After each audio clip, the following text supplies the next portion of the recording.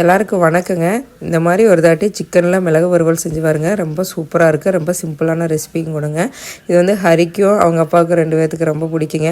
இந்த ரெசிபி எப்படி பண்ணுறதுன்னு பார்த்துடலாங்க. இதுக்கு ஒரு வடைச்சட்டி வச்சுங்க. இதில் வந்து 2 ஸ்பூன் மிளகு, 2 ஸ்பூன் சீரகம், 2 ஸ்பூன் சோம்பு சேர்த்து நல்லா வாசனை வர வரைக்கும் வறுத்துட்டுங்க.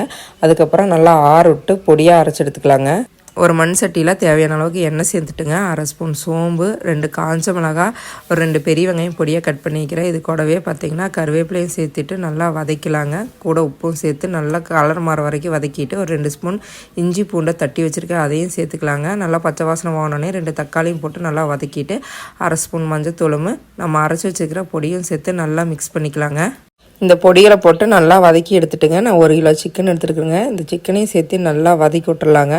நான் வந்து இதுக்கு தண்ணி சேர்த்தவே இல்லை. நல்லா கலக்கி விட்டு ஒரு மூடி போட்டுங்க.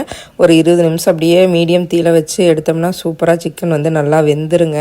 இப்போ சிக்கனில் இந்த விடுற தண்ணியை பார்த்திங்கன்னா அந்த மிளகு வறுவலுக்கு சரியாக இருக்குங்க. உங்களுக்கு தேவைப்பட்டால் மட்டும் தண்ணி சேர்த்துக்குங்க. நல்லா அந்த தண்ணியில் அந்த கறியெல்லாம் வெந்து ட்ரை ஆச்சுன்னா சூப்பராக மிளகு கறி ரெடி ஆகிடுங்க. அப்படியே சுட சுட சாதமும் நாட்டுக்கோழி குழம்போட வச்சு சாப்பிட்டோம்னா சூப்பராக இருக்குங்க. இது ரொம்ப சிம்பிளான ரெசிபிங்க. ஹரிக்கும் ரொம்ப பிடிக்குங்க. நீங்களும் ஒரு தாட்டி இந்த ரெசிபியை வீட்டில் செஞ்சு பாருங்கள். உங்கள் வீட்டில் இருக்கிறவங்களுக்கும் பிடிக்குங்க. செஞ்சு பார்த்துட்டு எப்படி வந்துன்னு டேஸ்ட்டு கமெண்ட் சொல்லுங்கள். தேங்க்யூங்க.